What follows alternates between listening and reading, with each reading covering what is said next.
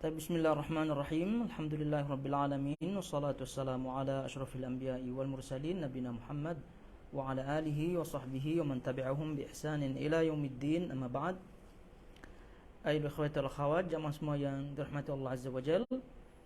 Alhamdulillah, tentunya kita senantiasa bersyukur kepada Allah Azza wa Jalla atas nikmat-nikmatnya yang tak terhingga, dan diantaranya adalah hari ini, saat ini kita masih diberikan kesempatan untuk mengikuti kajian rutin kita, dan semoga Allah Subhanahu wa taala memberikan kita ilmu yang bermanfaat dan juga tentunya amal yang diterima di sisinya.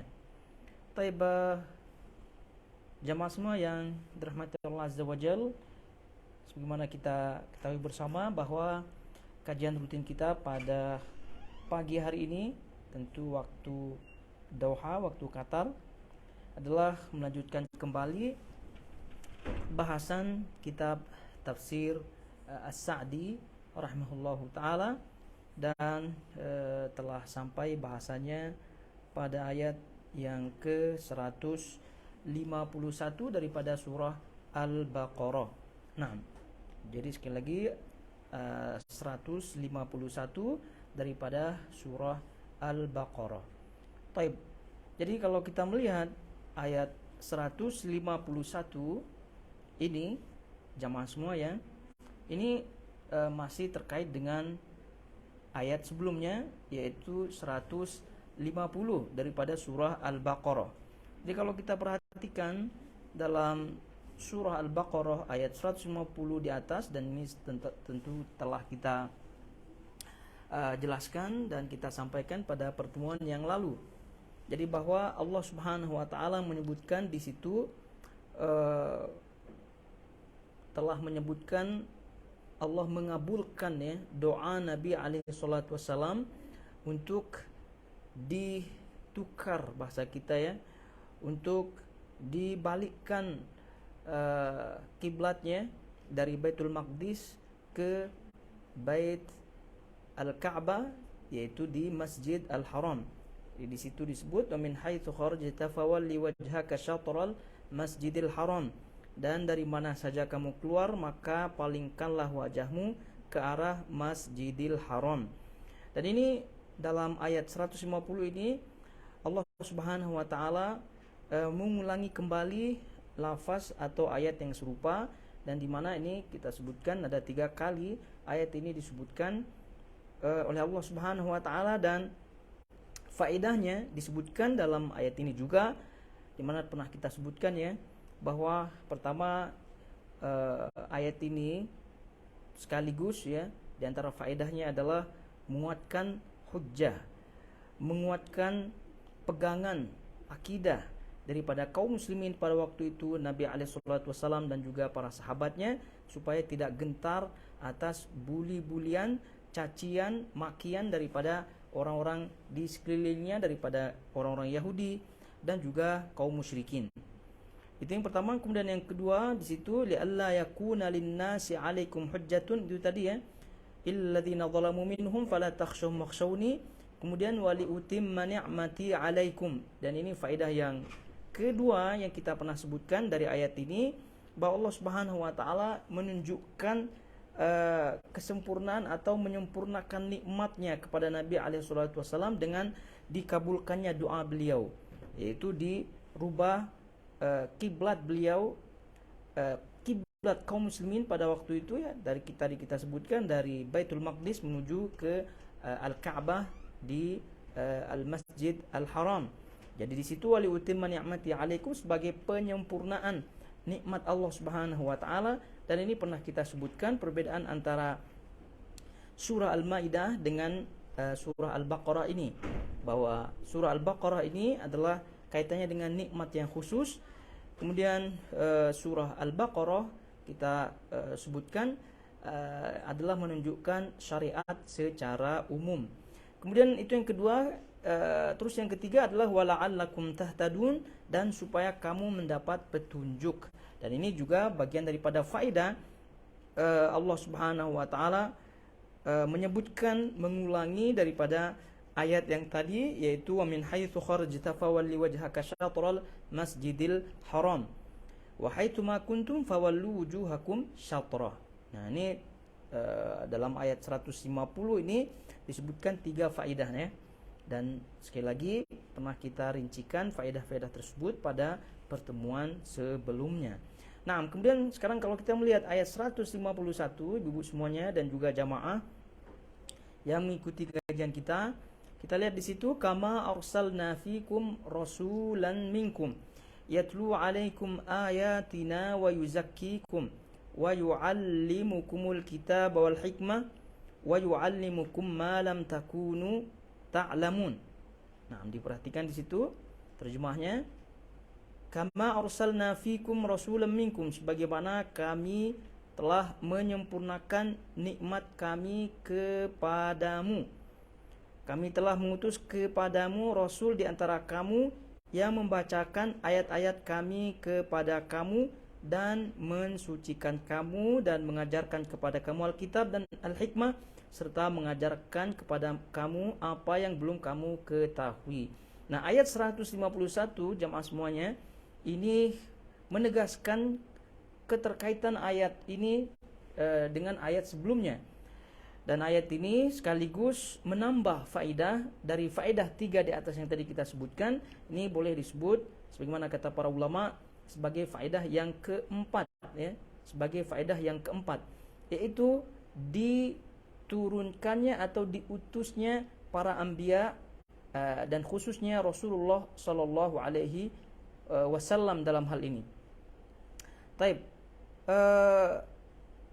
Kemudian kalau kita melihat di sini, kama arsalna fikum rasulan minkum, sebagaimana kami telah menyempurnakan nikmat kami kepadamu, yaitu kami telah mengutus kepadamu rasul di antara kamu. Ini menarik penjelasan para ulama di situ. Kalau kita melihat beberapa ayat, kama arsalna fikum rasulan minkum, ada di antara ayat, dan ayat ini di antaranya menyebutkan minkum. Ya, minkum. Ada ayat yang senada dengan yang ini tapi disebutkan min anfusikum, min anfusikum. Ada juga min anfusihim. Jadi ada poinnya di situ adalah disebutkan anfus ya, anfus, baik anfusikum atau anfusihim. Ada ayat yang seperti ini tidak disebutkan anfusnya, minkum atau minhum. Ini kata para ulama menunjukkan bahwa Rasulullah sallallahu alaihi wasallam itu diutus oleh Allah Subhanahu wa taala baik dari kalangan Arab secara umum, kalangan manusia secara umum, atau dari kalangan Quraisy secara khusus. Sebab itulah kata para ulama rasulan minkum ya, rasulan minkum, berarti kalau di sini tidak ada anfusnya ya, tidak ada anfusnya.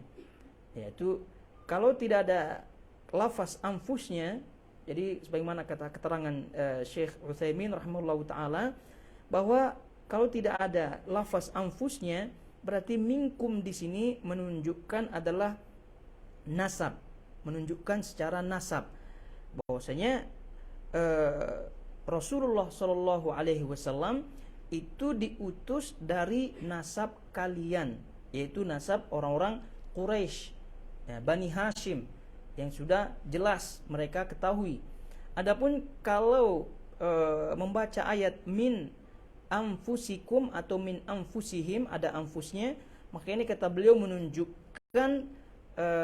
menunjukkan al-jins ya, jenis, baik jenis Arab secara umum atau manusia secara keseluruhannya. Sebagaimana kata Allah Subhanahu wa taala, laqad manallahu 'alal mu'minin idz ba'atsa fihim rasulan min anfusihim yatlu 'alaihim ayatihi wa yuzakkihim. Sungguh benar-benar Allah Subhanahu wa taala telah memberikan nikmat karunia kepada kaum mukminin, di mana telah diutus kepada mereka rasulan min anfusihim, seorang rasul min anfusihim, dari mereka. Ini kalau kita lihat ayatnya min anfusihim, dari mereka. Jadi maknanya di sini secara keseluruhan, baik dari kalangan Arab secara keseluruhan ataupun manusia secara umumnya. Taib, yaitu jenis ya. Taib. Jadi kalau di sini poinnya balik ya rasulan minkum. Jadi tidak ada anfusnya. Ini menunjukkan bahwasanya kata beliau secara nasab ya, secara nasab. Nah, Quraisy khususnya. Jadi ini menunjukkan tadi bahwa pengutusan Rasulullah Shallallahu Alaihi Wasallam itu secara khusus dan juga secara umum. yakni benar-benar diketahui oleh orang-orang yang pada waktu itu menyaksikan Allah mengutus beliau sallallahu alaihi wasallam. Dan ini tentu jelas kita ketahui daripada sirah Nabi alaihi salatu wassalam, bagaimana beliau kelahirannya atau bahkan sebelum kelahirannya, setelah kelahirannya, dan juga perjuangan beliau dan seterusnya. Taib. Jadi sekarang kembali kepada pokok ayat ini, bahwa ayat ini jamaah semua yang dirahmati Allah Azza wa Jal, boleh disebut sebagai faedah yang keempat ya dari ayat sebelumnya, bahwa Allah Subhanahu wa taala mengutus Rasulullah sallallahu alaihi wasallam, atau dengan diutusnya Rasulullah sallallahu alaihi wasallam ini adalah merupakan nikmat ya, dan bahkan penyempurna daripada nikmat. Dan nanti kita akan sebutkan ucapan daripada Syekh As-Sa'di rahimahullahu taala, bahwa ia min usul an-ni'am. Diutusnya Rasulullah sallallahu alaihi wasallam itu adalah dasar daripada nikmat dan penyempurnanya.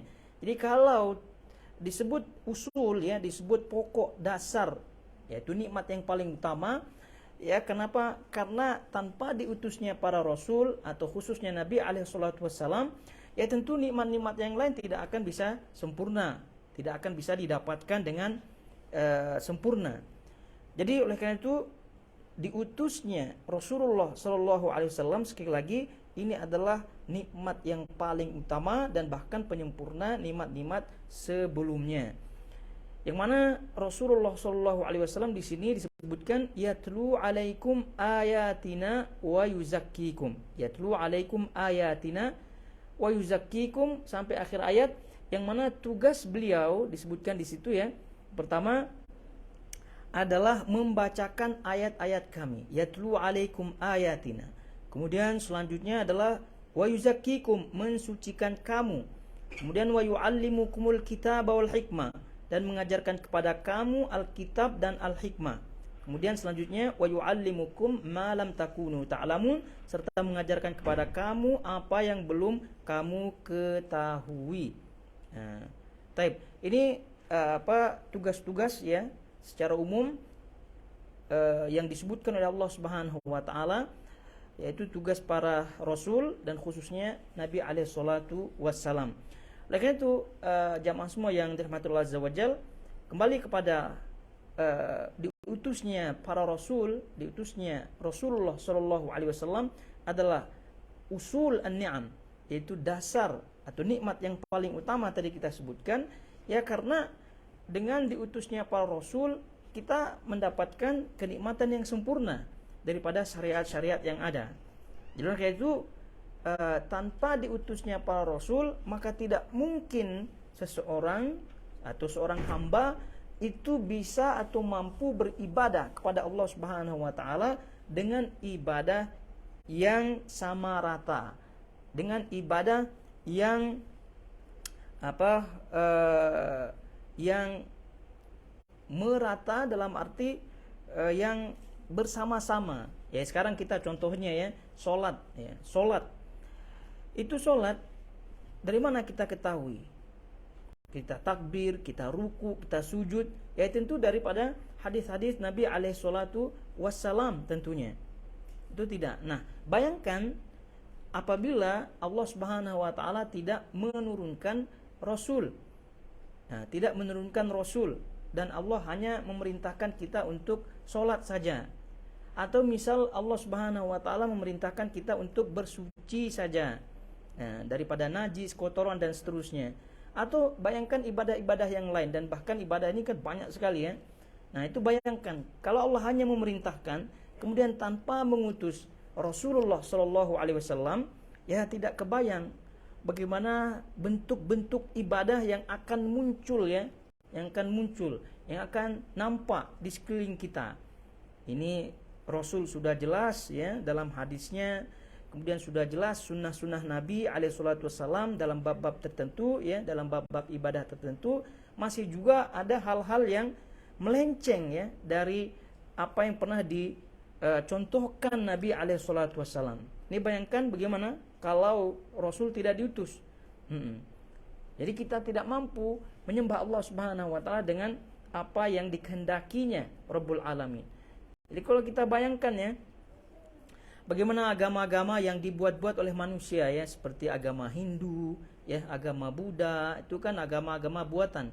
Yaitu semua kalau kita melihat mereka itu ingin mendekat kepada Sang Maha Pencipta.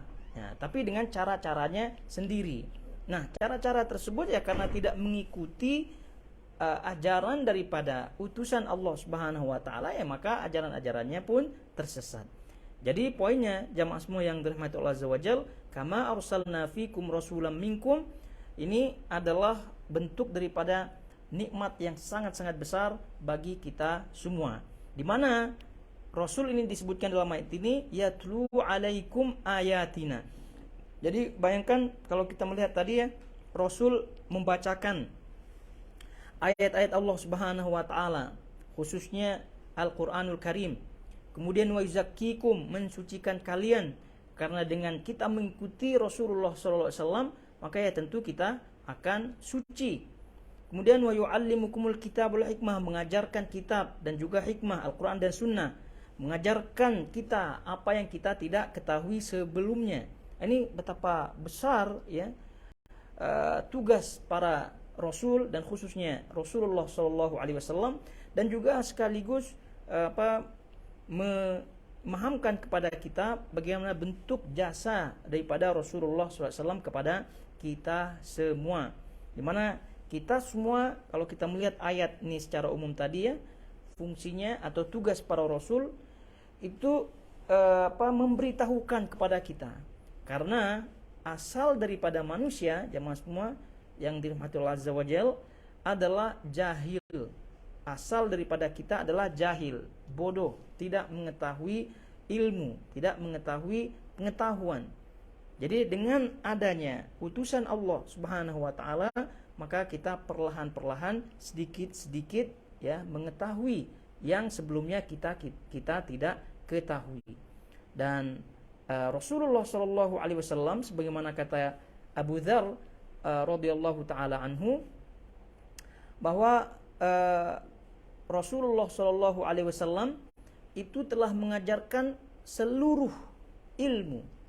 Jadi kata beliau radhiyallahu taala anhu, laqad tufiya Rasulullah Shallallahu Alaihi Wasallam wa ma ta'irun yuqallibu janahaihi fis sama'i illa dzakara lana minhu ilman.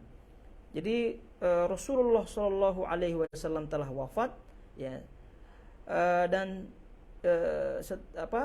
tidaklah ada burung yang mengepakkan sayapnya atau mengepakkan dua sayapnya di langit kecuali telah beliau sebutkan ilmunya.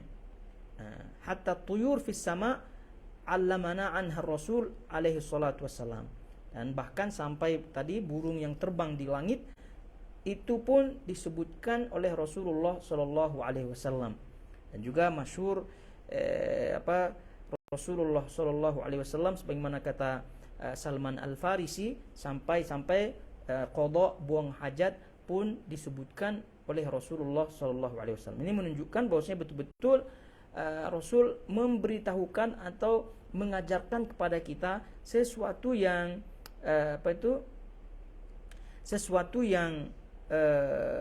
sebelumnya kita tidak pernah ketahui.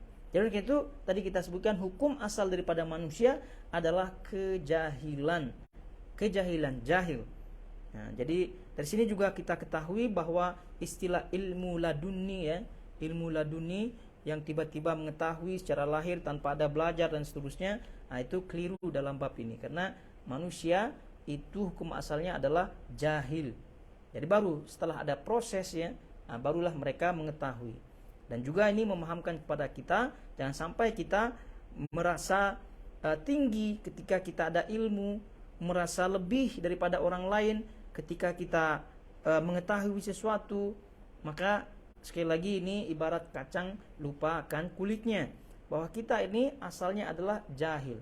Jadi bagaimanapun, apapun, setinggi apapun ilmu yang kita dapatkan, kita ketahui, maka sungguh itu sumbernya dari Allah Subhanahu wa taala. Baik. Jadi inilah dia. Jadi yatlu alaikum ayatina, yaitu membacakan ayat-ayat kami kepadamu. Nah, ini tadi sudah sebutkan, ini salah satu tugasnya, yaitu membacakan ayat-ayat kami kepadamu, yaitu Al-Qur'anul Karim, khususnya Al-Qur'anul Karim. Jadi tentu diwahyukan oleh Allah Subhanahu wa taala kepada beliau dan melalui Jibril alaihi salatu wassalam, kemudian disampaikan kepada kita semua. Taib. Kemudian wa yu'allimukumul kitab wal hikmah, dan mengajarkan kepadamu Alkitab dan Al-Hikmah, membacakannya kemudian mengajarkannya kepada kita, yaitu Al-Quran dan juga Al-Hikmah, dalam hal ini sunnah-sunnah beliau alaihi salatu wassalam. Sehingga Al-Quran dan sunnah itu tidak bisa dipisahkan satu sama lainnya. Dan apabila kita masih mendengar syubhat-syubhat Qur'aniyun, ya, syubhat-syubhat yang menyatakan bahwasanya kita tidak perlu hadis, hanya memegang Quran saja, ini sudah jelas kedolalnya, ya, kesesatannya. Karena Al-Quran dan Sunnah itu sekali lagi tidak bisa dipisahkan. Jadi Al-Quran itu menerangkan keumuman daripada, atau merincikan sesuatu yang umum daripada Al-Quranul Karim, sehingga keumuman yang ada dalam Al-Quran itu tidak mungkin kita tahu perinciannya secara detail kecuali melalui penjelasan Rasulullah Shallallahu Alaihi Wasallam. Karena tadi kita sebutkan, dialah yang diutus, dialah yang diberikan wahyu, maka dia pula yang paling mengetahui tentang wahyu tersebut. Kemudian wa yu'allimukum ma lam takunu ta'lamun, dan mengajarkan kepada kamu apa yang belum kamu ketahui. Ya, tadi Al-Quran, Sunnah tidak diketahui, dan juga hal-hal yang lain, ya, kecuali hal-hal yang dibatasi oleh Allah Subhanahu wa taala untuk mengetahuinya. Maka hal tersebut ya tentu tidak diajarkan oleh Rasulullah SAW, karena hal itu dibatasi oleh Allah. Jadi ayat ini, kata Syekh Utsaimin rahimahullahu taala, mengajarkan kepada kamu apa yang belum kamu ketahui, maknanya apa-apa yang diizinkan untuk diketahui, ya. Jadi oleh karena itu ayat ini tidak bersifat secara umum semuanya, namun dibatasi. Karena pengetahuan atau memahami hal ini penting, ya. Nanti kalau tidak dijelaskan seperti itu, maka akan beranggapan ada ilmu al-kashf, ya. Ada orang-orang tertentu, ya, yang mampu menyingkap hal-hal yang gaib. Nah, itu ada orang seperti itu. Karena berdasarkan ayat ini, konon katanya, yaitu wa yu'allimukum ma lam takunu ta'lamun, serta mengajarkan kamu apa saja yang belum kamu ketahui. Berarti apa saja ini bersifat umum katanya. Jadi hal-hal yang gaib, yang menyingkap semuanya dan seterusnya, ini tentu tidak termasuk. Jadi ini ayat ini tidak secara umum, namun dibatasi dengan hal-hal yang diizinkan oleh Allah Subhanahu wa taala untuk diketahui. Adapun yang dibatasi untuk mengetahuinya, ya maka tentu tidak diajarkan. Seperti apa? Ya seperti hal-hal yang gaib. Seperti apa yang gaibnya? Ya hal-hal contoh alam jin, ya, alam syaitan, terus kemudian kubur, akhirat dan seterusnya. Itu kan itu dibatasi pengetahuannya oleh Allah Subhanahu wa taala, hanya diberitahukan kabar saja. Bagaimana hakikatnya alam kubur tersebut, ya kita tidak tahu. Dan bahkan yang paling dekat dengan kita, ruh, ya, ruh saja, nyawa kita atau ruh kita ini kan kita tidak tahu, padahal di dalam kita ini tempatnya. Kita tidak tahu bagaimana hakikatnya. Maknanya itu dibatasi oleh Allah Subhanahu wa taala. Nah, kemudian juga termasuk hal-hal yang dibatasi adalah hakikat tentang sifat-sifat Allah Subhanahu wa taala. Allah hanya mengabarkan, lalu kita hanya wajib untuk mengimani. Adapun untuk detailnya bagaimana sifat-sifat Allah Subhanahu wa taala itu sesungguhnya, ya kita tidak mengetahuinya. Ya, bagaimana Allah Subhanahu wa taala itu cara Allah mengetahui makhluk-makhluknya bagaimana, kita tidak tahu. Bagaimana cara Allah melihat, tidak tahu. Bagaimana Allah bersemayam ya atau istiwa di atas arsy-Nya, kita tidak tahu. Tapi yang jelas itu semua kita ilmui, kita yakini, kita ketahui, kemudian kita imani sebagaimana imannya para rasul dan juga sahabat-sahabat Nabi alaihi salatu wassalam. Taib, ini dia ayat 151. Kemudian selanjutnya kita baca keterangan daripada Asy-Syaikh As-Sa'di rahimahullahu taala.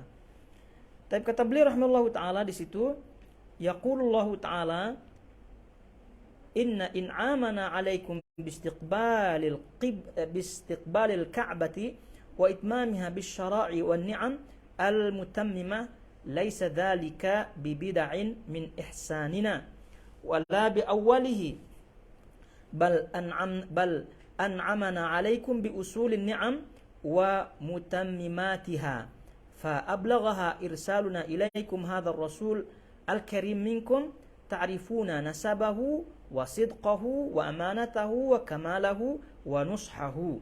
Jadi perhatikan tuh terjemahnya ya. Sesungguhnya pemberian nikmat kami atas kalian dengan menghadap ke Ka'bah dan menyempurnakannya dengan dasar-dasar syariat serta nikmat-nikmat penyempurna. Nah, ini kan tadi kita sebutkan nikmat-nikmat yang 3 tadi. Itu semua kata beliau adalah bukan yang aneh ya, bukan suatu hal yang baru, bukan suatu hal yang aneh dalam kebaikan kami, dan bukan pula yang pertama. Bahkan kami telah memberikan nikmat atas kalian dengan nikmat-nikmat dasar yang penyempurna. Nih, kalau kita baca terjemahnya ya tidak terasa bahasanya. Jadi kalau kita lihat di situ apa kata beliau, bal an'amana 'alaikum bi usulin ni'am wa mutammimatiha. Ini bahasa dia. Jadi kalau kita lihat bahasanya itu menancap ya bahasa beliau rahimahullahu taala. Jadi apa yang tadi disebutkan sebagai nikmat ya, diberikannya dikabulkannya doa Nabi alaihi salatu wasallam, kemudian juga disempurnakannya syariat, diberikannya nikmat, diberikannya hidayah, itu semua bukan hal yang baru ya, bukan hal yang baru. Tapi sekarang kata beliau bal an'amana 'alaikum. Nah, Allah Subhanahu wa taala itu memberikan nikmat kepada kalian dengan nikmat yang paling utama, bi usulin ni'am, nikmat yang paling utama, nikmat yang paling dasar, yaitu nikmat yang paling utama, wa mutammimatiha, dan nikmat-nikmat yang menyempurnakan atau yang menyempurnakan nikmat-nikmat tersebut. Ini kata beliau sekali lagi supaya kita paham ya. Nikmat-nikmat yang tadi disebutkan sekali lagi itu bukan nikmat yang baru dan bukan yang pertama, dan bahkan sekarang yang ayat 151 ini adalah nikmat yang paling utama dan penyempurna nikmat-nikmat yang lain, penyempurna nikmat-nikmat yang lain. Baik, kita balik ya ke terjemahnya. Kata beliau, bukanlah suatu yang aneh dalam kebaikan kami dan bukan pula yang pertama. Bahkan kami telah memberikan nikmat atas kalian dengan nikmat-nikmat dasar dan penyempurnanya. Dan yang paling besar adalah kami mengutus kepada kalian seorang Rasul yang mulia dari kalangan kalian. Ini wadah tadi ya. Kemudian di mana kalian mengetahui garis keturunannya, kejujurannya, amanah kesempurnaannya. Sebab itu tadi kita sebutkan ya. Di sini disebutkan minkum. Kama arsalna fikum rasulam minkum, tidak min anfusikum. Ya, oleh karena itu beliau Syekh As-Sa'di rahimahullahu taala di sini dalam tafsirannya menyebutkan di mana kalian mengetahui garis keturunannya. Karena tadi kalau tidak ada anfusnya, minkum saja seperti ini menunjukkan nasab. Kalau disebutkan anfusnya min anfusikum, itu menunjukkan jenis. Jenis apa yang dimaksud dengan nasab, maksudnya keturunannya. Jadi mereka mengetahui keturunan Nabi SAW. Kemudian min anfusikum jenisnya, maksudnya jenis manusia secara keumuman dan juga Arab secara kekhususannya. Taib. Kemudian demikian juga mengetahui tentang kejujurannya, amanahnya, kesempurnaan dan ketulusannya. Kemudian yatlu alaikum ayatina.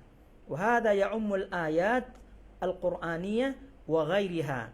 Fahuwa yatlu alaikum al-ayat al-mubayyinah lil haqqi min al-batil wal huda min ad-dhalal allati dallatkum awalan. Taib.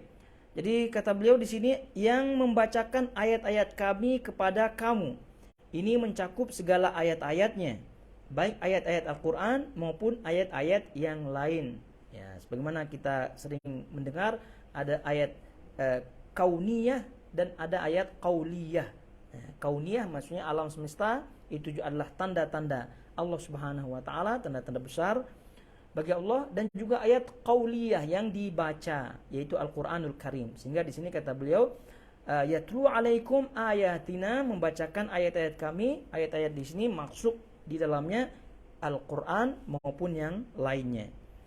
Kemudian kata beliau rahimahullahu taala di sini, beliau membacakan kepada kalian ayat-ayat yang menjelaskan kebenaran dari kebatilan dan hidayah dari kesesatan, yang menunjukkan kepada kalian, pertama tentang keesaan Allah dan kesempurnaannya, kedua tentang kebenaran Rasulnya dan wajibnya beriman kepadanya, kemudian kepada segala hal yang dikabarkan olehnya berupa hari pembalasan maupun hal-hal yang gaib, hingga kalian memperoleh hidayah yang sempurna dan ilmu yang meyakinkan. Sangat jelas ya penjelasan beliau rahimahullahu taala yang tadi kita bacakan. Inilah dia ayat-ayat yang dibacakan oleh Rasulullah Shallallahu Alaihi Wasallam, yaitu dari keimanan, tauhid kepada Allah Subhanahu Wa Taala, sehingga itu merupakan kesempurnaan daripada nikmat. Karena sesungguhnya kalau tidak ada keyakinan seperti itu, tidak ada keimanan, maka ya tentu akan sia-sialah nikmat-nikmat yang lain. Ya seperti halnya orang-orang tadi kita sebutkan, orang Buddha, orang Hindu, bahkan orang Kristen ya, yang mereka konon ibadah, yang mereka konon berkorban untuk agamanya, untuk menuju Tuhannya kononnya ya, tapi tidak didasari dengan hal-hal seperti ini, akidah, iman dan tauhid, maka ya tentu sia-sia belaka. Kemudian kata beliau rahimahullahu taala di situ, wa yuzakkikum ay yutahhiru akhlaqakum wa nufusakum bitarbiyatiha 'alal akhlaqil jamilah wa tanzihiha 'anil akhlaqir radhilah wa dzalika katazkiyatikum minasyirki ila at-tauhidi wa minar riya'i ila al-ikhlas wa minal kadhibi ila as-sidqi. Tapi langsung saja kita baca terjemahnya supaya bisa diikuti ya. Kata beliau, dan wa yuzakkikum, dan mensucikan kamu. Maksudnya apa mensucikan di sini? Kata beliau, maksudnya adalah mensucikan akhlak dan jiwa kalian dengan mendidiknya, dengan mentarbiyahnya, Dengan tarbiyah apa? Dengan akhlak yang mulia dan membersihkannya dari akhlak yang tercela. Yang demikian itu seperti mensucikan mereka daripada kesyirikan kepada tauhid, dari riya kepada ikhlas, dari kebohongan kepada kejujuran, dari pengkhianatan kepada amanah, dari kesombongan kepada kerendahan hati, dari akhlak yang buruk kepada akhlak yang suci, dan dari saling benci, saling bermusuhan, serta saling memutuskan hubungan kepada saling mencintai, saling bersilaturahim, dan saling kasih mengasihi, dan lain sebagainya dari bentuk-bentuk pensucian. Ini kita fahami ibu-ibu semuanya, jamaah semuanya ya. Kita fahami. Inilah bentuk tazkiyah dari Allah Subhanahu wa taala. Ya, tazkiyah dari Allah Subhanahu wa taala melalui Nabi alaihi salatu wassalam. Nah, jadi Nabi alaihi salatu wassalam tadi membacakan ayat Allah Subhanahu wa taala, mengajarkan keimanan, mengajarkan tauhid, lalu kemudian wa yuzakkikum, mensucikan kalian dari hal-hal, intinya dari yang tidak baik menuju yang baik, dari akhlak tadi, kemudian tadi bahkan tadi dari riya menuju ikhlas, dan semuanya itu semua adalah atas ajaran daripada Nabi alaihi salatu wasallam, kemudian atas izin Allah Subhanahu wa taala. Oleh karena itu, ibu-ibu semuanya, bagi mereka yang ingin mensucikan dirinya ya, mentazkiyah dirinya agar terbersih daripada kotor-kotoran yang ada, baik yang zahir maupun yang batin, maka kembalilah kepada Al-Quran dan As-Sunnah. Kembalilah kepada ajaran Rasul yang sebenarnya, yang murni, maka insya Allah di situ dia akan mendapatkan kesucian yang hakiki. Adapun masih mengambil metode-metode yang dari luar gitu ya. Ya banyak sekarang nih motivator-motivator istilahnya ya. Motivator-motivator yang memberikan motivasi kepada orang.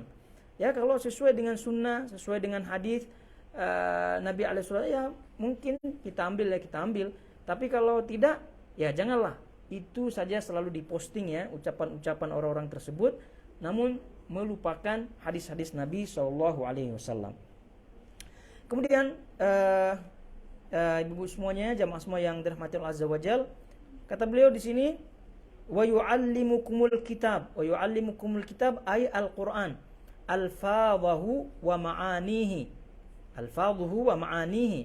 wal hikmah qila hiya sunnah wa qila al hikmah ma'rifatu asrar syariah wal fiqhi fiha. Sampai akhir kata beliau, dan silakan disimak di situ makna hikmah. Sesuatu kata beliau, wa yu'allimukumul kitab, dan mengajarkan kepadamu alkitab, yaitu Al-Qur'an, baik mengajarkan secara lafaz bacaannya maupun maknanya. Dan itu tercangkup dalam makna tilawah. Makna tilawah adalah mempelajari lafaznya. Makna tilawah juga adalah mengetahui maknanya, dan selanjutnya adalah tilawah itu adalah termasuk bagian daripada tilawah adalah mengamalkan daripada Al-Quran itu sendiri. Baik, kemudian kata beliau di sini, wal hikmah, dan hikmah suatu pendapat berkata, maksudnya di sini beliau menyampaikan pandangan-pandangan para ulama tentang makna daripada hikmah. Ada yang menyebutkan makna hikmah adalah sunnah.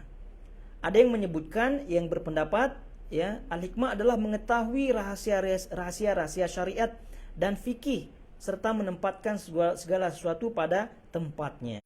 Nah, ini semua mencakup ya. Baik hikmah itu maknanya sunnah, hikmah maknanya fikih secara umum, itu pun masuk. Karena pada dasarnya fikih, pemahaman dalam agama, itu semua adalah sumbernya daripada sunnah Nabi alaihi salatu wassalam. Kemudian kata beliau di sini, maka dalam hal ini pengajaran as-sunnah termasuk ke dalam pengajaran Alkitab, yaitu Al-Quran. Karena as-sunnah itu menjelaskan Al-Quran, menafsirkannya, dan mengutarakan maksudnya. Itu sebagaimana tadi kita sebutkan, merincikan makna daripada Al-Quran. Wa yu'allimukum ma lam takunu ta'lamun, dan mengajarkan kepada kamu apa yang belum kamu ketahui. Karena mereka itu benar-benar ada dalam kesesatan yang nyata sebelum diutusnya beliau, yaitu Rasulullah SAW, yang tidak berilmu dan tidak pula beramal. Setiap ilmu maupun amal yang diperoleh umat ini adalah dari Rasulullah, dan karena sebab beliaulah semua itu ada. Nah, ini penjelasan seperti ini meyakinkan kita kenapa kita cinta Rasulullah SAW. Kenapa kita harus mengikuti sunnah beliau SAW. Kenapa? Karena pada hakikatnya seluruh kebaikan yang kita ketahui, yang kita amalkan, itu sumbernya daripada Rasulullah SAW, baik langsung maupun secara tidak langsung. Dan selanjutnya setelah Rasulullah SAW itu adalah sahabat-sahabat Nabi SAW, karena secara langsung maupun tidak langsung merekalah yang menyampaikan ajaran Rasulullah SAW. Dan selanjutnya tabi'in sampai kepada guru-guru kita. Dan itu adalah silsilah ya, ilmu pengetahuan seperti itu, sehingga kita selalu bersyukur kepada orang-orang yang mengajarkan kita kebaikan.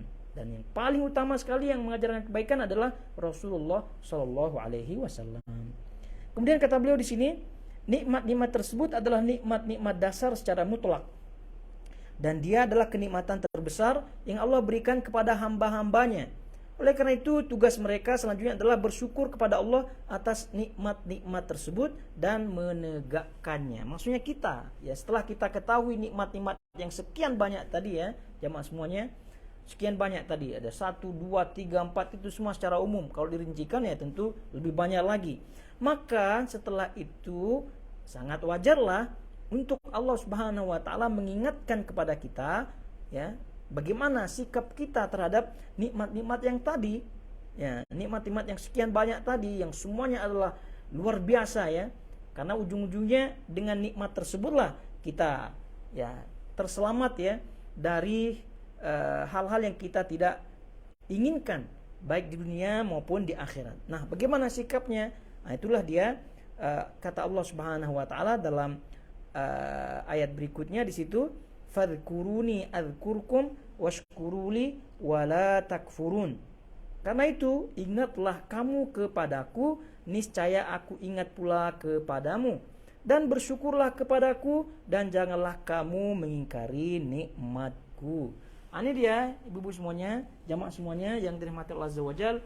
Ini adalah kesimpulan, ya, kesimpulan. Jadi kalau kita benar-benar faham akan keagungan, akan keutamaan nikmat yang tadi disebutkan, ya, dari nikmat syariat, nikmat hidayah, kemudian tadi nikmat yang paling besar adalah diutusnya Rasul, ya, Nabi alaihi salatu wasallam. Kalau kita memang betul-betul faham dan betul-betul mengakui nikmat-nikmat tersebut, maka tunjukkan itu semua dengan bagaimana? Dengan ayat 152 ini, yaitu fadhkuruni adzkurkum. Ingatlah kamu kepadaku, adzkurkum, niscaya aku akan ingat kepadamu. Washkuruli wala takfurun, dan bersyukurlah kepadaku, dan janganlah kamu mengingkari nikmatku. Ini dia. Jadi sebelum kita melanjutkan penjelasannya, maka renungilah. Kalau betul-betul kita fahami sekali lagi dan mengakui keagungan, kebesaran nikmat yang tadi disebutkan, maka inilah sikap selanjutnya, dan sikap ini adalah yang menunjukkan mana yang betul-betul memahami, mana yang betul-betul mengakui, atau mana yang hanya sekedar lisannya saja meyakini, lisannya saja yang mengakui. Oleh karena itu ini sangat-sangat penting sekali untuk ditadaburi. Fadhkuruni adzkurkum. Karena itulah kata Allah Subhanahu wa taala, udhkuruni, ingatlah kepadaku, maka aku akan ingat kepada kalian. Dan ini kalau kita melihat, ya, jamaah semua yang dirahmati Allah Azza wa Jalla, apa yang disebutkan oleh Allah dalam ayat 152 ini adalah jawaban secara langsung, ya, jawaban secara langsung, ya, tidak bertele-tele, ya, langsung kita akan mendapatkannya. Al jaza min jinsil amal, ya, balasan itu balasan yang setimpal sesuai dengan amalannya. Maka dalam hal ini Allah Subhanahu wa taala tidak berpanjang lebar, langsung Allah sebutkan, jika kalian mengingatku, apa? Adzkurkum. Jadi aku akan mengingat kalian. Sebetulnya di sini disebutkan, ya, kalau kita melihat i'rabnya di situ jawab, ya, adzkurkum. Jadi ra-nya di situ sukun atau jazam, ya. Ini sebagai jawaban. Nah, sebagai jawab atas fiil yang sebelumnya. Ada perintah di situ, fadhkuruni. Nah, itu adalah perintah, fiil amr. Maka jawabannya adalah adzkurkum, aku akan ingat kepada kalian. Ya, jawabannya langsung, otomatis, ya. Kalau betul-betul kalian mengingatku, maka aku akan ingat kalian. Nah, cuma masalahnya adalah mengingat bagaimana caranya. Nah, dalam bahasanya berzikir, ya, zikir kan mengingat maknanya secara umum. Dan ini disebutkan zikir dalam hal ini zikir bil lisan, zikir bil qalbi, kemudian zikir bil jawarih. Mengingat Allah, berzikir pada Allah dengan lisan, dengan hati, kemudian juga dengan al jawarih, dengan anggota badan. Itu juga bagian daripada zikir. Karena konsekuensi daripada zikir, yaitu mengingat Allah Subhanahu wa taala, adalah berhenti atau melihat keadaan, apakah keadaan kita ini tepat berada dalam hududillah, berada dalam batasan-batasan Allah Subhanahu wa taala. Itu dia. Itu fungsi daripada berzikir kepada Allah Subhanahu wa taala agar mengontrol diri ya. Apakah ini kita masih berada di apa yang diinginkan oleh Allah Subhanahu wa taala, ala hududillah. Apakah kita masih dalam batasan-batasan yang Allah Subhanahu wa taala inginkan apa tidak? Jadi dengan mengingat kepada Allah, kalau kita keluar sedikit, kita ingat, balik lagi dan seterusnya. Itu hakikat daripada zikir kepada Allah Subhanahu wa taala. Dan nanti akan disebutkan oleh beliau Syekh Sa'di rahimahullahu taala menukilkan hadis Al-Qudsi di situ, di mana Allah Subhanahu wa taala menyebutkan di situ, wa in dzakarani fi mala'in dzakartuhu fi mala'in khairin minhu. Jadi jika hambaku mengingatku, ya, berzikir mengingatku sebelumnya ya, fa in dzakarani fi nafsihi dzakartuhu fi nafsi. Jika hambaku mengingatku pada dirinya dalam keadaan sendiri, maka aku akan mengingatnya dalam keadaan sendiri. Begitu juga dalam khalayak ramai, maka Allah akan mengingatnya dalam khalayak ramai dan seterusnya. Ini menunjukkan bahwasanya Allah Subhanahu wa taala senantiasa apabila diingat oleh hambanya, maka ketika itu Allah akan bersama hambanya. Sekali lagi Allah bersama hambanya. Itu dia. Tadi zikir di sini zikir secara umum, yaitu mengamalkan sunnah Nabi SAW, itu juga bagian daripada zikir. Kemudian zikir secara lisan secara khusus, bagaimana kita ketahui ada zikir yang mutlak ya, ada zikir yang muqayyad, itu pun masuk ke dalam zikir ini. Jadi zikir ini maksudnya adalah umum, yang mana keumuman makna daripada berzikir mengingat Allah Subhanahu wa taala ini sebagai pengingat. Apakah seorang hamba itu masih tegak berdiri kokoh di atas batasan-batasan yang Allah berikan atau tidak? Nah, jadi karena itu keliru kalau orang itu menyatakan kita ini berzikir lalu kemudian membuat hal-hal yang justru malah keluar daripada batasan-batasan. Misal membuat zikir-zikir yang tidak ada contohnya dari Nabi SAW. Zikirnya 1000 dengan cara-cara tertentu pada hari-hari tertentu ya, dengan sifat-sifat tertentu, yang mana ketentuan-ketentuan tadi merekalah yang buat sendiri-sendiri. Ketentuan-ketentuan tadi di luar daripada batasan-batasan, di luar daripada contoh daripada Nabi SAW. Maka ini zikir yang menyelisihi makna zikir itu sendiri. Baik, kemudian washkuruli wala takfurun. Washkuruli wala takfurun. Dan bersyukurlah kepadaku dan janganlah kamu mengingkari nikmatku. Ini juga penting ya, ibu-ibu semuanya, jamaah semuanya, bersyukur kepada Allah Subhanahu wa taala sebagaimana halnya zikir kepadanya Rabbul Alamin tadi. Ada syukur dengan lisan, syukur dengan hati, syukur dengan al-jawarih, syukur dengan anggota badan. Jadi bersyukur kepada Allah Subhanahu wa taala dengan 3 hal tadi. Kemudian konsekuensi daripadanya yaitu berterima kasih kepada orang-orang yang memberikan kita nikmat dan seterusnya. Sebab itulah Nabi SAW menyebutkan la yashkurullah man la yashkuran nas. Tidak disebut bersyukur kepada Allah orang-orang yang tidak pandai berterima kasih kepada orang lain. Itu adalah bagian daripada syukur, bagian di antara bagian-bagian kesyukuran yang kita mesti lakukan. Juga di sini disebutkan wala takfurun, dan kamu jangan mengingkari nikmatku. Ingkar, kufur, jangan kalian kufur, yaitu kufur nikmat ya, kufur nikmat. Karena kalau orang itu kufur, kufur maknanya kan apa itu menutupi ya. Kufur dari segi bahasa maknanya kafara, itu maknanya menutupi ya, menutup. Artinya tidak mengakui, ingkar, itu maknanya kufur. Maka itu dalam hal ini kufur atau tidak pandai berterima kasih itu bagian daripada kufur nikmat. Dan terkhusus ya ibu-ibu ya, kita ingatkan konsekuensi daripada ayat ini juga, pandailah ya ibu-ibu berterima kasih, bersyukur kepada Allah Subhanahu wa taala yang pertama dan yang paling utama, lalu kemudian kepada suami dalam hal ini.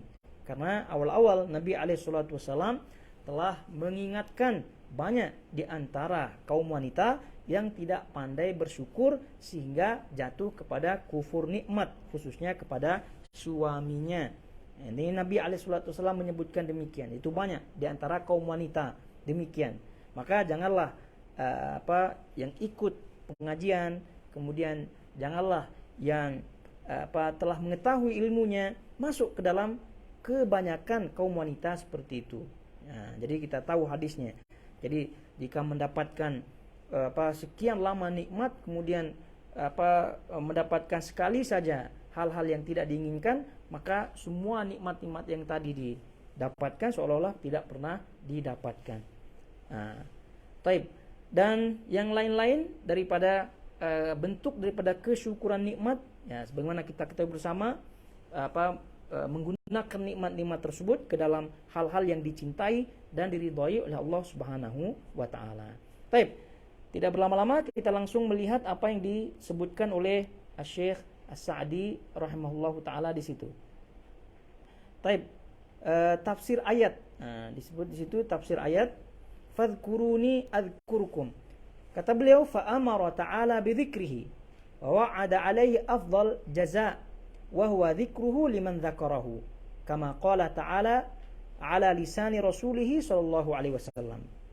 Karena itu kata beliau, ingatlah, fadhkuruni adzkurkum, karena itu ingatlah kamu kepadaku, niscaya aku ingat pula kepadamu. Ini ayatnya. Lalu kemudian kata beliau menerangkan, Allah memerintahkan hamba-hambanya untuk mengingatnya dan menjanjikan baginya sebaik-baik balasan, yaitu bahwa Allah akan mengingatnya pula, yaitu bagi orang yang ingat kepadanya, sebagaimana yang disabdakan dari lisan Rasulullah sallallahu alaihi wasallam. Dan ini adalah hadis qudsi, ya, hadis qudsi, yaitu hadis yang dinisbatkan oleh Rasulullah SAW kepada Allah Subhanahu wa taala dalam pengucapannya. Jadi kata di situ, man dzakarani fi nafsi dzakartu fi nafsi wa man dzakarani fi mala'in dzakartu fi mala'in khairin minhu. Barang siapa yang menyebut atau mengingatku, berzikir kepadaku pada dirinya, niscaya aku akan mengingatnya pada diriku. Dan barang siapa yang menyebut atau mengingatku, berzikir kepadaku pada khalayak ramai, niscaya aku akan mengingatnya pula pada khalayak ramai yang lebih baik daripada mereka. Dan diriwayatkan oleh Bukhari dan juga Muslim daripada Abu Hurairah, dan hadis ini hadis qudsi. Ini dia dan tadi kita sebutkan juga, ya. Namun hadis ini banyak disalahfahami dan bahkan dijadikan dalil, ya, bagi orang-orang yang suka memodifikasi, ya, suka berbuat hal-hal yang kalau selama itu baik katanya, ya, kita buat-buat saja, ya, seperti tadi zikirnya ribuan dengan cara tertentu, ibadah dengan cara tertentu, ya. Khususnya di sini zikir. Dan itu di sini mereka sebutkan, ini Nabi alaihi salatu wasallam kan menyebutkan di sini, barang siapa yang menyebut berzikir kepadaku fi nafsihi, pada dirinya, niscaya aku akan mengingatnya pada diriku. Dan barang siapa yang menyebutku, itu berzikir pada khalayak ramai, niscaya aku akan mengingatnya. Di sini Nabi alaihi wasallam menyebutkan barang siapa yang berzikir di khalayak ramai. Maknanya zikir jamaah ini. Zikir jamaah ini adalah di antara dalilnya, ya, tidak dalilnya. Namun sekali lagi, semua dalil ini kan dalil bersifat umum, ya. Semua dalil-dalil yang bersifat umum harus dibawa kepada dalil-dalil yang bersifat khusus.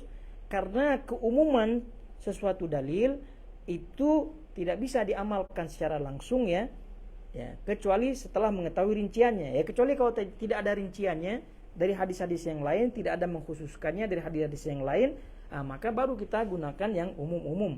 Ini umum. Namun di situ banyak sekali hadis-hadis yang merincikan bagaimana bentuk Nabi alaihi salatu wasallam, bagaimana cara Nabi alaihi salatu wasallam, atau bahkan sahabat-sahabat Nabi alaihi salatu wasallam dalam berzikir, baik zikirnya ketika sendiri maupun zikirnya ketika berada di khalayak ramai. Kan sudah jelas tuh contohnya. Itulah kejelasan contoh-contoh dari dalil-dalil yang ada. Ini dasar pemahaman hadis ini. Paham, ya? Jangan diambil saja hadis ini lalu mengcreate, ya, membuat zikir yang dia sukai-sukai. Ini tidak. Sebab itulah di sini Nabi alaihi salatu wasallam menyebutkan man dzakarani fi nafsihi, barang siapa yang berzikir, ya, fi nafsi, pada dirinya. Maknanya di sini adalah tatkala sendiri-sendiri. Tatkala sendiri-sendiri. Nah, jadi tatkala sendiri kita berzikir, nah tatkala itu pula Allah Subhanahu wa taala akan mengingat kita ya ketika menyendiri. Dan tatkala bagaimana berzikir di khalayak ramai, di keramaian, ada zikir-zikir di keramaian yang telah dicontohkan oleh Nabi alaihi salatu wasallam. Misal zikir setelah sholat ya, ada zikir setelah sholat itu ramai-ramai kita di situ ya, sendiri-sendiri ya. Kemudian juga takbir. Nah, takbir itu adalah bagian daripada zikir ya. Itu kan ramai-ramai. Jadi mau sendiri-sendiri maupun di tempat ramai, itu semua sudah ada contohnya daripada Nabi alaihi salatu wasallam. Jadi keliru kalau memahami ayat ini secara umum lalu kemudian membuat-buat sendiri sesuai dengan keinginannya cara berzikir masing-masing. Paham ya sampai di sini? Ya. Baik. Lalu kemudian kata beliau rahimahullahu taala, zikir kepada Allah yang paling istimewa adalah zikir yang dilakukan dengan hati dan lisan, yaitu zikir yang menumbuhkan makrifat kepada Allah, kecintaan kepadanya, dan menghasilkan ganjaran yang banyak darinya. Ini dia yang kita inginkan, zikir tadi. Untuk mengingat Allah dan untuk mengawal kita apakah kita senantiasa berada di batas-batasannya Allah Subhanahu wa taala, sehingga apakah itu akan membawa kita kepada kecintaan kepada Allah dan seterusnya. Kemudian zikir adalah puncak rasa syukur. Oleh karena itu Allah memerintahkan hal itu secara khusus, kemudian memerintahkan untuk bersyukur secara umum seraya berfirman. Nah, ini zikir adalah puncak rasa syukur. Jadi kalau orang itu berzikir dengan zikir yang sempurna, maka maknanya dia telah bersyukur kepada Allah Subhanahu wa taala. Namun ya sayangnya banyak di antara kita yang masih belum mampu ya mengamalkan zikir secara hakikat ya, yang betul-betul yang sesuai dengan sunnah Nabi alaihi salatu wasallam, sehingga syukurnya pun tak sampai. Kemudian kata beliau, washkuruli, dan bersyukurlah kepadaku. Maksudnya terhadap apa yang telah aku nikmatkan kepada kalian dengan nikmat-nikmat tersebut, dan aku jauhkan dari kalian berbagai macam kesulitan. Kata beliau, syukur itu dilakukan dengan hati berupa pengakuan atas kenikmatan yang didapatkan dari Allah Subhanahu wa taala, dan dengan anggota tubuh berupa ketaatan kepada Allah serta kepatuhan terhadap perintahnya dan menjauhi larangannya. Dan ini tadi dah kita sebutkan. Syukur itu menyebabkan kelanggengan nikmat. Nah, langgengnya nikmat yaitu berlangsungnya nikmat yang telah didapatkan dan menambah kenikmatan yang belum didapatkan. Allah berfirman, la in syakartum la azidannakum. Jika kamu bersyukur, pasti kami akan menambah nikmatku kepadamu. Dan kebalikannya, wala in kafartum inna azabi lasyadid. Jika kalian kufur, kalian tidak akui, maka sungguh azabku sangat-sangat pedih. Kemudian kata beliau, dengan adanya perintah untuk bersyukur setelah kenikmatan agama seperti ilmu dan pensucian, akhlak serta taufik kepada pengamalan, merupakan penjelasan bahwa hal itu adalah sebesar-besarnya nikmat. Bahkan dia adalah kenikmatan yang sebenarnya, yang akan selalu eksis ya bila yang lainnya lenyap. Karena itulah nikmat yang paling besar. Seorang itu diberikan taufik oleh Allah Subhanahu wa taala untuk bersyukur, untuk berzikir. Nah, kemudian dan sayogianya bagi orang yang diberikan taufik kepada Allah dan sayogianya bagi orang yang diberikan taufik kepada ilmu dan amal agar bersyukur kepada Allah atas semua itu, agar Allah menambahkan nikmatnya dan menghindarkan dirinya dari rasa bangga diri hingga akhirnya dia hanya sibuk dengan bersyukur. Nah, itu dia. Jadi kalau Allah berikan kita ilmu, kesempatan menuntut ilmu, lalu kemudian mengamalkan nikmat ilmu tersebut, maka bersyukur dan berzikirlah kepada Allah Subhanahu wa taala, karena dengan itulah apa yang kita lakukan daripada menuntut ilmu, dari ilmu yang didapatkan dari amalan, menjadi berkah dan diterima di sisinya. Kemudian terakhir kata beliau, dan ketika kebalikan dari rasa syukur adalah pengingkaran, maka Allah melarang mengingkari pengingkaran tersebut. Maka Allah melarang pengingkaran, yaitu melarang mengingkari, melarang untuk ingkar ya terhadap nikmat tersebut, seraya berfirman, wala takfurun, dan janganlah kamu mengingkari nikmatku. Taib. Jadi jamaah semua yang dirahmati Allah Azza wa Jalla, kiranya apa yang tadi disebutkan di awal sudah mencukupi daripada keterangan-keterangan yang ada, sehingga kita cukupkan bacaan daripada keterangan beliau sampai di sini karena berhubung juga waktu telah habis. Jadi oleh karena itu selanjutnya sekali lagi materi kita cukupkan ya sampai di sini, dan insyaallah pada pertemuan depan atau pada bagian kelanjutan bahasan tafsir As-Sa'di ini, yaitu insyaallah kita akan lanjutkan pada ayat yang ke-153 biidznillah taala. Nah, taib, kita lihat di situ ada pertanyaan ya.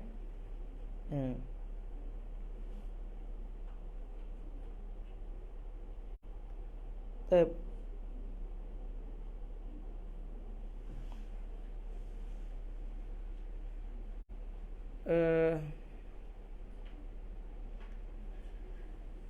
Ini ada titipan pertanyaan katanya ya. Tapi pertanyaannya panjang sekali nih.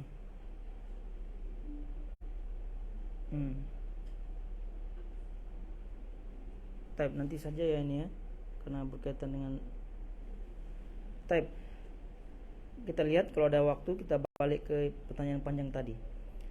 Kemudian selanjutnya nih, Assalamualaikum, apakah kata kiasan cerai itu termasuk jatuh talak, misalnya seperti mau diteruskan tidak pernikahan ini, saya sudah melepaskan kamu, saya sudah tidak menahan kamu. Nah ini berarti kaitannya dengan cerai ya.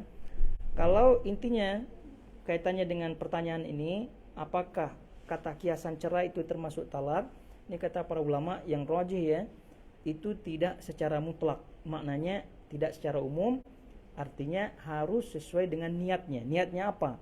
Kalau kata kiasan tersebut dibarengi dengan niat maksudnya adalah cerai, maka cerai. Tapi kalau tidak, maka tidak. Jadi karena itu tergantung si laki-laki yang menyebutkan itu. Kalau dia sebut saya sudah melepaskan kamu, nah ini maksudnya apa? Jadi kalau maksudnya dia itu adalah cerai, ya cerai gitu. Tapi kalau tidak jelas maksudnya, maka tidak. Jadi paham ya? Jadi kata kiasan cerai itu harus dibarengi dengan niat. Dengan niat. Niatnya apa? Nah, jadi tidak bisa dihukumi secara lafaznya. Paham ya? Mudah-mudahan difahami oleh yang bertanya. Kemudian selanjutnya, Assalamualaikum Pak Ustaz, ini untuk mengikuti sunnah suka tidak diterima sama tetangga, tidak terima karena dibilang fanatik. Padahal kita sudah baik dengan tetangga. Bagaimana supaya kita kuat selalu menjalani sunnah agar tidak terpengaruh dengan yang lainnya? Ya, pertama berdoa ya, terus kepada Allah Subhanahu wa taala agar mengokohkan pijakan kita, memberikan kita istiqomah ya terhadap sunnah yang kita lakukan. Dan selanjutnya terus berbuat baik kepada tetangga tadi, menunjukkan kebaikan-kebaikan. Nah, dan selanjutnya berusaha menjelaskan. Nah, itu dia. Jadi oleh itu setelah berdoa, kemudian selanjutnya tidak mengganggu dia secara zahir ya, maka terus istiqomah di situ. Nah, dan yang paling penting tadi kita sebutkan adalah berdoa, senantiasa terus berdoa, lalu kemudian terus berbuat baik kepada tetangga. Nah, kemudian bagaimana dengan orang-orang yang melakukan zikir pada malam nisfu Sya'ban? Ada yang berpendapat bahwa hal itu dibolehkan karena mereka juga melakukan kebaikan dengan baca ayat Al-Quran. Mohon ditunjukkan kalau ada hadisnya yang memperbolehkan amalan nisfu Sya'ban tersebut. Jadi berkaitan dengan amalan nisfu Sya'ban, itu kan amalannya tidak ada amalan khusus yang disebutkan oleh Nabi SAW di situ. Jadi keutamaan malam nisfu Sya'ban itu adalah hanya keutamaan yang bersifat umum yang disebutkan oleh Nabi SAW, di mana Nabi menyebutkan idzan tasafa asy-Sya'ban, jika Sya'ban telah mencapai pertengahan, yaitu pertengahan Sya'ban. Itu Allah Subhanahu wa taala, kata Nabi SAW dalam hadis tersebut, ittala'a ala jami' makhluqatih. Jadi Allah Subhanahu wa taala memperhatikan, melihat ya semua makhluknya, kemudian Allah mengampuni seluruh makhluknya. kecuali mereka-mereka yang berbuat syirik dan kecuali mereka-mereka yang masih ada permusuhan di antara sesamanya. Itu saja keutamaannya. Jadi keutamaan malam nisfu Sya'ban menurut hadis yang sahih adalah itu malam yang istimewa di mana Allah Subhanahu wa taala pada malam itu ya, di antara keistimewaannya adalah Allah memaafkan hamba-hambanya di situ. Ya, kecuali dua jenis orang tadi, yang syirik dengan orang yang bermusuhan, itu saja. Jadi oleh karena itu para ulama menyatakan tidak ada amalan-amalan yang khusus. Kalau sekira ada orang yang mengamalkan zikir pada malam itu, atau sholat pada malam itu, atau apalah pada malam itu, yang memang itu adalah rutinitasnya, sering dilakukannya, artinya tidaklah terkait-kait dengan nisfu Sya'ban, maka ini tak masalah. Tapi kalau itu dinisbatkan kepada nisfu Sya'ban dan amalannya dinilai istimewa karena ada nisfu Sya'ban, maka ini keliru tentunya. Di antaranya zikir yang tadi disebutkan, zikir nisfu Sya'ban, kemudian apalagi sholat dan seterusnya, maka ini tidak ada hadisnya secara khusus dan tidak ada hadis yang sahih dalam bab ini. Nah, jadi kalau ada hadisnya yang sahih ya tidak ada. Jadi amalan nisfu Sya'ban adalah amalan yang menghantarkan kita kepada tadi maghfirah Allah Subhanahu wa taala. Itu dua hal, itu yang kita harus perbaiki. Syirik, apakah kita masih ada kesyirikan dalam hati?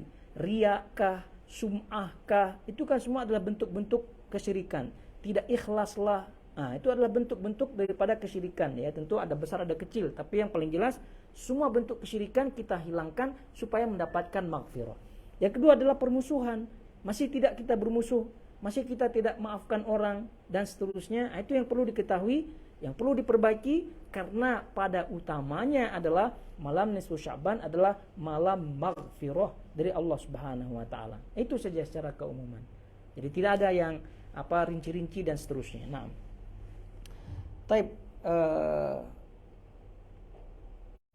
kita lihat saja ya, pertanyaannya agak panjang tapi tak masalah, kita baca saja ya. Assalamualaikum Ustaz, mohon nasihat dan penjelasannya. Saya mempunyai keponakan 2 yatim piatu. Saat kelas 3 SD sekolah dasar, kakak saya ibunya meninggal. Sempat kami rawat selama 1 tahun. Selanjutnya ikut bapaknya karena telah menikah lagi. Selama pernikahan bapaknya selama 2,5 tahun. Qadarullah berapa waktu lalu bapaknya meninggal dunia. Nah, ini kira-kira yang mendengar agak-agak harus konsentrasi ya, baru paham pertanyaannya ya. Nah, kisahnya panjang ini kayaknya nih. Pertanyaannya, siapa yang berhak untuk merawat hak asuhnya? Kemarin kami sudah bicarakan dengan ibu tirinya dan keluarga dari bapaknya, tetapi ibu tirinya memaksa dia yang akan merawat. Kami harus bagaimana? Intinya dalam hal ini ya, karena masih kecil ya, jadi dilihat mana yang lebih lebih dekat kepada anak tersebut, Nah, di sini siapa yang berhak untuk merawat hak asuhnya? Kami bicara dengan ibu tirinya dan keluarga bapaknya, tapi ibu tirinya memaksa dia yang akan merawat. Kami harus bagaimana? Jadi ya, kalau kita melihat di sini bapaknya masih ada ya, bapaknya yang paling berhak dalam hal ini. Ya, bapaknya yang paling sebentar, Anda belum paham. Ala kulli hal ya. Coba nantilah kita, ini perlu karena panjang pertanyaannya, jadi takutnya nanti keliru jawabnya. Jadi ini kita pending saja. Nah, ini masih pertanyaannya seputar cerai tadi ya. Ustadz, kalau kiasan tadi ada niatan suami untuk bercerai berarti jatuh ya? Tadi kita sebutkan kalau kata kiasan itu harus ada niatnya. Ya, kalau tidak ada niatannya ya tidak. Ya boleh-boleh saja kata kiasan tadi suami tersebut menyatakan main-main gitu kan, atau untuk ancaman saja gitu, ngancam-ngancam saja, tidak ada niat serius talak, nah maka itu tidak jatuh. Tapi kalau misalnya ada niatan untuk talak ya jatuh. Dan apakah itu apakah untuk kembali baik itu perlu akad lagi atau hanya menggauli istri itu sudah rujuk kembali? Nah, jadi untuk rujuk itu kan sesuai dengan adat kebiasaan ya, rujuknya kembali ya, boleh kembali dengan suami tersebut menyatakan ya saya rujuk atas ucapan tadi gitu kan. Nah, itu namanya rujuk, berarti sudah rujuk daripada kalau misal tadi sudah jatuh ya berarti talak satu ya rujuk lah.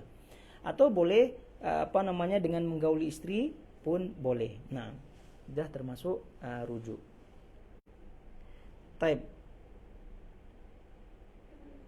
jamaah semua yang dirahmati Allah Azza wa Jal, kiranya sampai di sini ya kajian kita, dan semoga Allah Subhanahu wa taala senantiasa memberikan kita taufiknya dan kita selalu berada dalam istiqomah kepada Allah Subhanahu wa taala sampai akhir hayat kita. Barakallahu fikum wa sallallahu ala nabiyina Muhammad wa ala alihi wa sahbihi ajma'in.